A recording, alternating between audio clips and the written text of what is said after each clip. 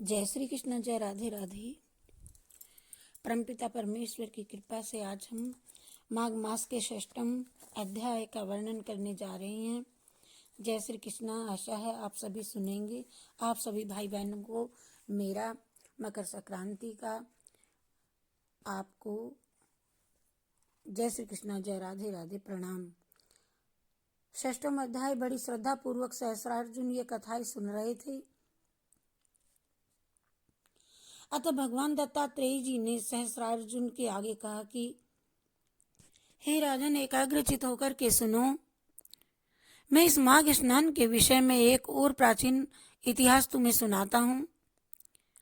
सतयुग में धन धान्य संपन्न अतिश्रेष्ठ नैवेद्य नगर में कुबेर के समान धनी हिमकुंड नामक एक वेश्य निवास करता था। हिमकुंड अत्यंत कुलीन, धर्मात्मा तथा शुभ कार्य करने वाला था। उसने अपनी व्यवसाय बुद्धि से अनेकों प्रकार के व्यवसाय करके 8 करोड़ असरफियां एकत्रित कर ली थी। उसने इतना धन अर्जन करने के बावजूद भी इस संसार को क्षण भंगुर तथा नश्वर समझ करके अपने उपार्जित धन के 6ठे भाग को यह वैश्य धर्म कार्यों में व्यय करता था और वह प्रतिदिन देव पूजा तथा अतिथि सेवा किया करता था। इसी बीच में उसको पुत्र उत्पन्न हुए। संतान प्राप्ति से वह बड़ा खुश हुआ। उसने बड़े पुत्र का नाम कुंडल और छोटे का नाम विकुंडल रखा।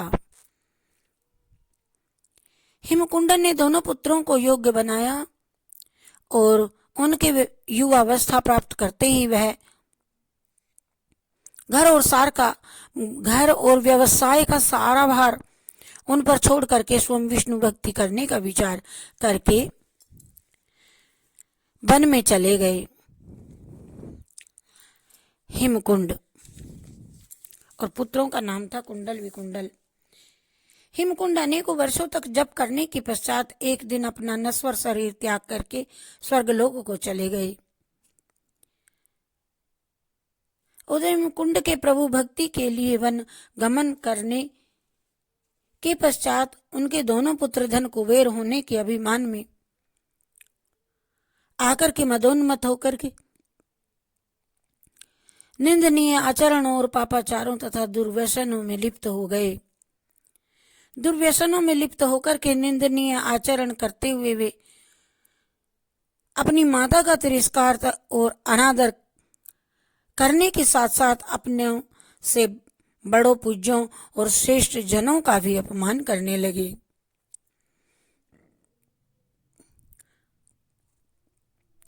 और धर्म से पूर्णतया विमुख होकर के वे दोनों ही पापाचारी वेश्यागामी मध्ययायी जुआरी तथा पर स्त्रीगामी हो गए थे। वे एक दिन रात वेश्याओं के यहाँ उनके नृत्य संगीत में तथा मद्यपान में गुजारने लगे। हर रोज वे पूरे वैभव और विलास से राजसी ठाट बाट में रहते थे तथा उन्होंने अपना व्यवसाय भी बंद कर रखा था। पानी की तरह धन बहाते हुए वे पूर्ण स्वेच्छाचारी तथा निरंकुश जीवन जी रहे थे और बिना कोई कार्य के पापा आचार के धन व्यय करने के कारण उनके पिता के अथाह धन को पंख लगते देर न लगी और कुछ ही वर्षों में वे अपना सारा धन समाप्त कर बैठे। पिता की संचित की हुई असरफियां समाप्त हो गई और जब असरफियां समाप्त हो जाने पर उनके पास कुछ भी नहीं बचा। वे पूरी तरह कंगाल बन गए थे। धनहीन और कंगाल होकर के वे चोरी भी करने लगे थे। उन पर साहूकारों का कर्ज भी हो गया था और चोरी करने के कारण उनकी सारे नगर में निंदा भी होने लगी तथा लोगों ने उनका रहना कठिन कर दिया। तब वे दोनों भाई अपना नगर छोड़ करके भाग खड़े हुए और उन्हें हर समय साहूकारों तथा राजा का भय भी सताता रहता था। अतः वे दोनों नगर से बाहर वन में रहने लग गए।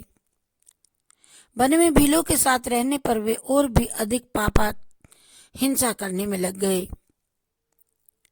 कुछ समय बाद बड़ा भाई कुंडल भीलों के साथ में जाकर के पर्वत पर निवास करने लगा तथा छोटा भाई भी कुंडल एक ऋषि के साथ में उनके आश्रम में जाकर के सेवा भाव करने लगा, जाकर के रहने लगा। एक दिन एक भाई को सिंह ने मार डाला तथा उसी दिन दूसरे भाई को सर्प ने काट लिया। इसी प्रकार दोनों भाइयों की एक ही दिन मृत्यु हो गई। मृत्यु के बाद दोनों भाइयों को यमदूत यमपास में बांध करके यमलोक में ले गए। यहाँ दोनों भाइयों को यमराज के सामने प्रस्तुत किया गया। चित्रगुप्त जी ने दोनों भाइयों के जीवन भर का लेखा जोखा देख करके यमदूतों से कहा कि ये दूतों, पाप कर्मों में लिप्त होने के कारण बड़े भाई को नरक में ले जाओ और छोटे भाई को धर्मात्मा विकुंडल को स्वर्ग में ले जा करके तथा इन दोनों को दिव्य भोगों का उपभोग कराओ। छोटे भाई धर्मात्मा को विकुंडल को स्वर्ग में ले जा करके दिव्य भोगों का उपभोग कराओ और पाप कर्मों में लिप्त होने के कारण बड़े भाई को नरक में ले जाओ। चित्रगुप्त के आदेशानुसार यमदूतों ने बड़े भाई कुंडल को नरक में डाल दिया और विकुंडल को एक देवदूत स्वर्ग में सुख भोग कराने के लिए स्वर्ग लोक में ले जा करके सुख भोगाने लगा। विकुंडल को एक देवदूत स्वर्ग सुख भोग कराने के लिए स्वर्गलोक को लेकर के चला गया।